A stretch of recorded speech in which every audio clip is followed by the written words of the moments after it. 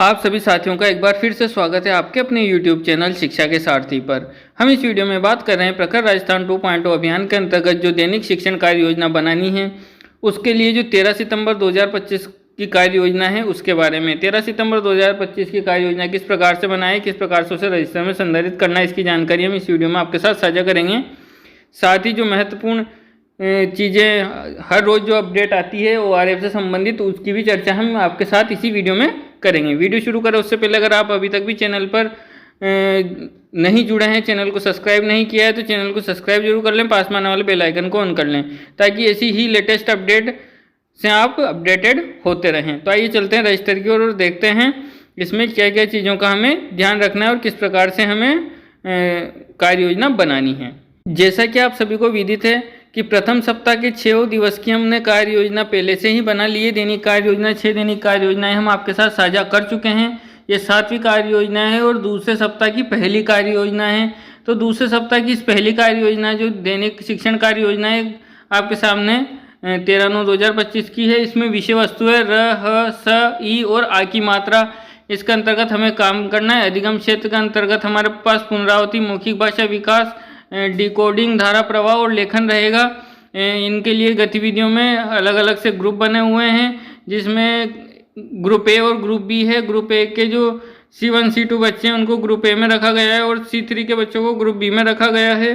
साथ ही जो संभावित समय लगना है प्रति दिवस उसकी जानकारी है।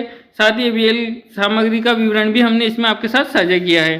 तो आइए चलते देखते। सबसे पहले अधिगम क्षेत्र पुनरावृत्ति। इसमें जो हमने प्रथम सप्ताह में जो बच्चों को सिखाया है उनका हमें इसमें दोहरान करवाना है। इसके लिए आपसे 10 से 15 मिनट का समय आपको इसमें देना होगा और बोर्ड पर आप इनके वो जो वर्ण हैं, इससे शुरू होने वाले शब्द हैं वो लिखकर बच्चों को दोहरान करवा सकते हैं। इसमें आप मौखिक भाषा विकास देखेंगे तो जो हमारा A1 और A और B जो ग्रुप है, C1 C2 C3 के बच्चे, उनको हम कहानी चार्ट के जो 29 है वो दिखाएंगे और उस पर बच्चों के साथ चर्चा करेंगे। साथ ही उससे संबंधित बच्चों को मौखिक रूप से उसे बोलने को कहेंगे।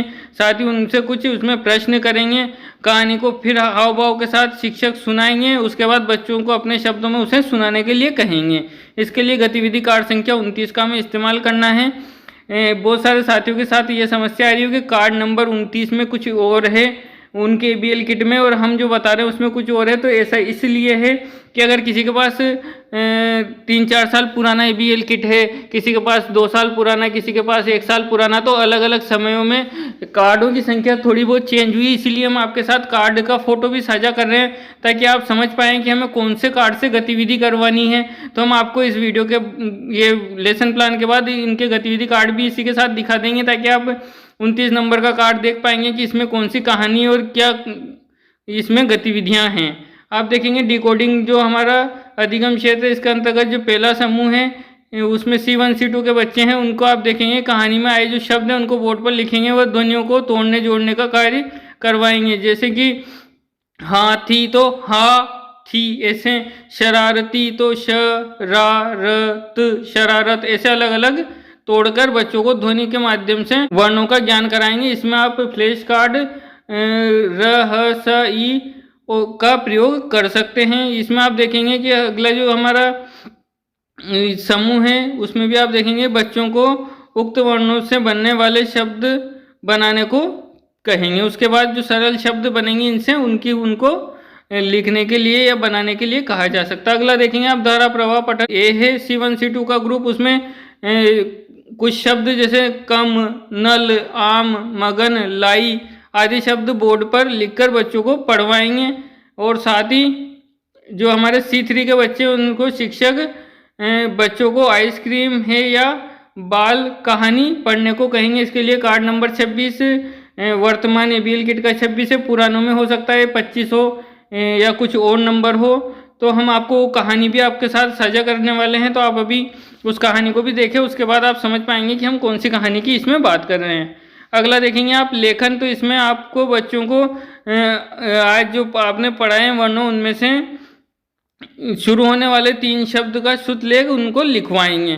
तो इस प्रकार से आप उनको लेखन कार्य करवाएंगे। ये संपूर्ण गतिविधियाँ हमारी 13 सितंबर की रहने वाली है। अब आपको साथ हम साझा करते हैं कि गतिविधि कार्ड 29 और 26 तो आप देखेंगे कि 29 में ये शरारती चूहे की कहानी है।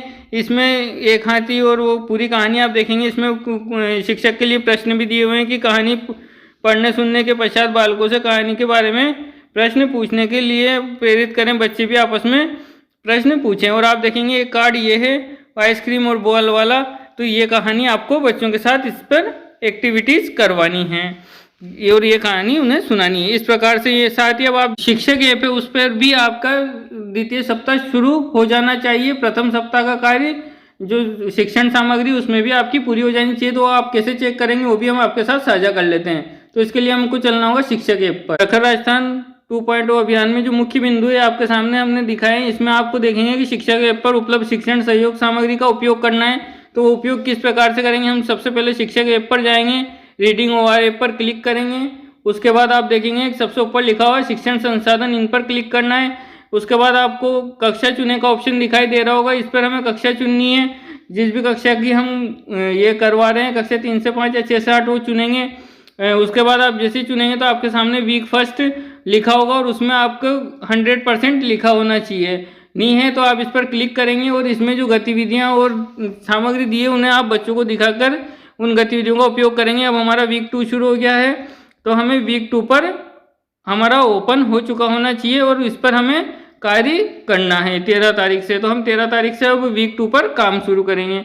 आप उम्मीद करते हैं आपके लिए जानकारियां बहुत महत्वपूर्ण होगी और आपको इनसे सहायता जरूर मिल रही होगी। ऐसी जानकारियां अगर आप चाहते हैं तो चैनल को सब्सक्राइब जरूर कर लें ताकि रोज आप अपडेट हो पाए। मिलते हैं नेक्स्ट वीडियो में, तब तक के लिए धन्यवाद।